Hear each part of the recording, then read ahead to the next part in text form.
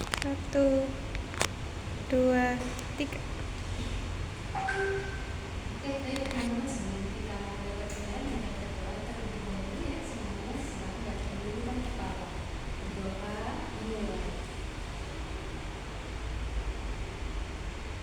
Sudah selesai.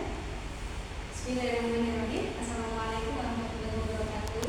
Waalaikumsalam warahmatullahi wabarakatuh. Bagaimana kabar Bunda dan teman-teman siang hari ini? Alhamdulillah luar biasa, tetap semangat, Allahu Akbar. Katanya tetap semangat, semangatnya belum sampai dengan bahwasanya itu semangat. Bagaimana kabar Bunda dan teman-teman siang hari ini? Alhamdulillah luar biasa, tetap semangat, Allahu Akbar. Alhamdulillah. Pada siang hari ini kita dipertemukan dalam mata kuliah apa? Penulisan.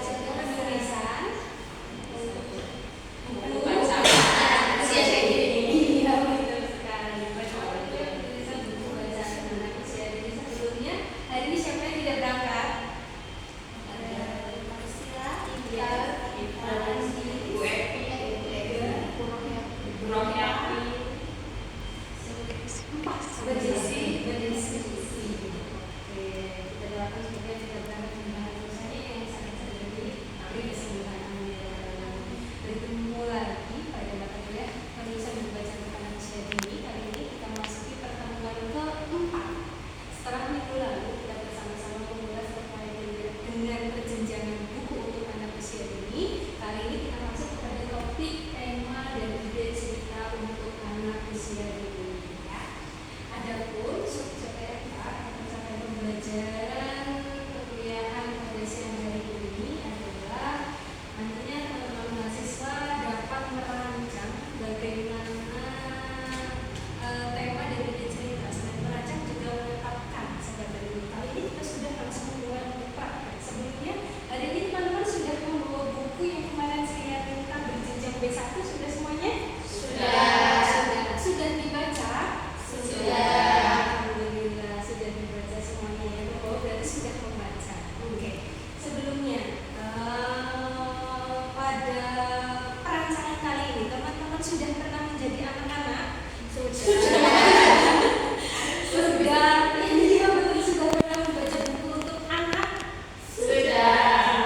Sudah pernah menjadi penulis buku untuk anak? Sudah pernah menerbitkan, barangkali ada yang menerbitkan buku untuk anak? Iya, tidak apa-apa, tidak usah khawatir. Kita akan bersama-sama belajar, barangkali nanti teman-teman setelah ini akan menjadi penulis hebat, menjadi salah satu kelulusan di Biot ini tercapai menjadi seorang edupreneurship. Salah satu edupreneurship di sini adalah teman-teman menjadi salah satu penulis seperti itu ya. Oke, teman-teman. Apa sih bedanya anak dan anak usia dini? Ada yang tahu? Anak dengan anak usia dini bedanya apa ya? Apa bedanya? Kalau anak ya, anak itu ada batasannya di bawah 17 tahun. Kalau anak usia dini masih di bawah 6 tahun. Terima kasih ada jawabannya. Ada lagi yang ingin menanggapi, silakan. Atau sama? Jadi batas usia. Oke. Terima kasih atas jawabannya ya. Betul. Ada kaitannya dengan umur dan tadi hampir menyerempet ada yang benar. Anak bedanya anak dengan anak usia dini. Kalau anak itu berdasarkan undang-undang ini kaitannya dengan usia atau umur. Kalau anak itu di bawah 18 tahun. Ada ngasih jadi anak.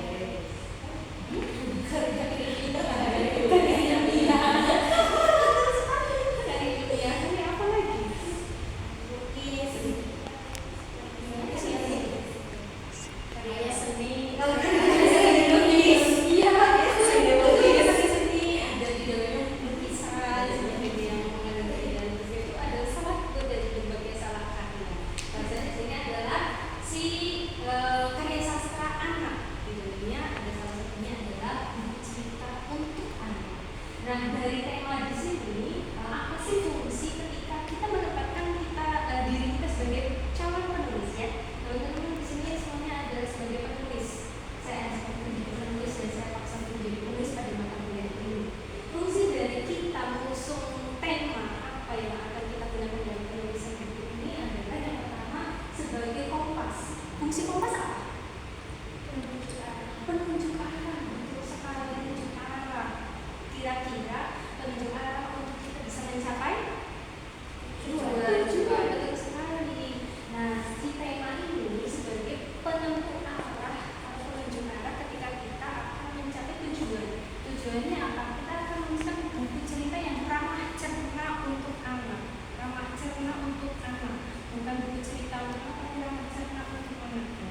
Karena ada bedanya dari segi bahasa, dari segi tema, dari segi topik, kemudian dan lain-lain.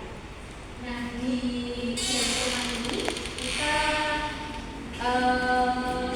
masuk sebagai salah satu penunjuk arah kita untuk menentukan bagaimana nanti kaitannya dengan tokohnya, bagaimana kaitannya dengan latarnya yang nanti akan kita sampaikan di dalam cerita tersebut. Kemudian sebagai penyatu elemen cerita untuk mengaitkan apakah tokohnya, latarnya ini nyambung karena kita bisa menemukan tema apa yang cocok. Kemudian mempermudah dalam mengembangkan sebuah cerita. Nah, pengembangan cerita ini setelah tema kan nanti biasanya ada judul. Nah, kita bisa fokus nih mau ke arah mana. Dan yang terakhir di sini adalah memfasilitasi ide karena setelah teman-teman mengusung tema, kemudian nanti ide teman-teman akan dipaksa untuk dikreasikan lebih imajinatif lagi terkait dengan pengembangan sebuah cerita. Kemudian silakan teman-teman pilih kira-kira tema apa yang relevan dengan dunia anak. Yang pertama di sini ada keluarga. Apakah relevan? Ya atau tidak? Ya. Kemudian persahabatan. Ya. Kemudian binatang. Ya. Kemudian horor. Tidak. Tidak. Alam. Ya. Romantisme. Tidak. Oh, tidak. Emosi. Ya. Iya. Mengenal emosi. Iya. Politik. Tidak. Emosi. Emosi ada ya. Ya atau tidak ya emosi tadi meyakinkan teman-teman. Ya atau tidak? Iya. Ya betul. Saya hanya sedikit menggoyahkan teman-teman masih konsis atau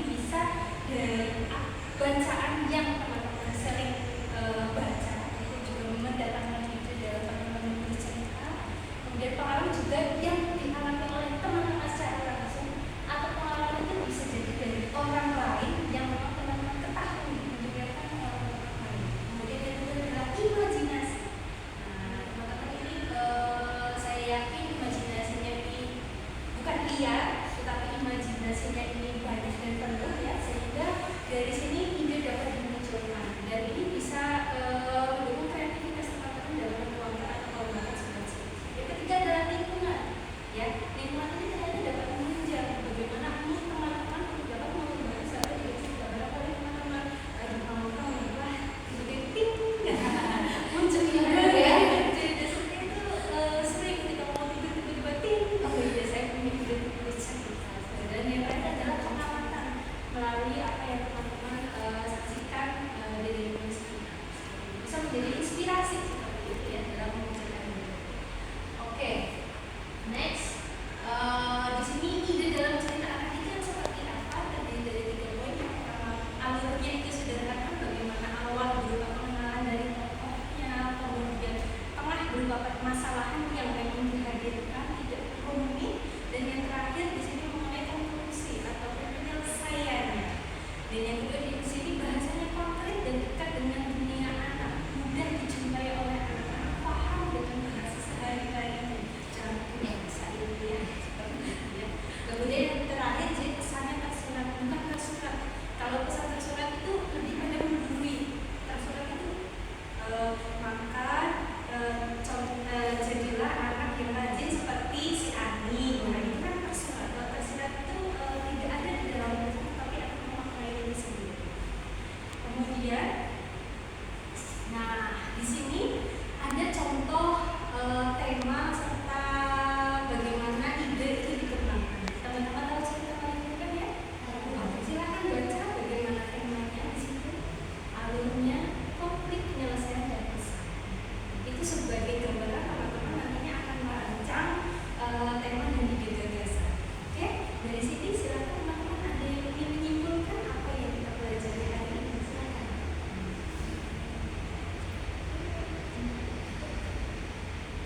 Silakan. Oke. Ada yang ingin menjawab? Silakan. Oke, ya. Ya, atau tadi yang disampaikan oleh Ibu sedikit mungkin ya Bu mengenai proses pembuatan sebuah cerita untuk anak itu kita tentukan dulu temanya ya, terus kemudian kita buat judulnya supaya lebih terarah lagi untuk menentukan kemana arah cerita yang akan kita buat. Selanjutnya untuk isinya itu pesan ya isinya itu tersusun dengan rapi dari alurnya, bahasanya, terus kemudian pesannya.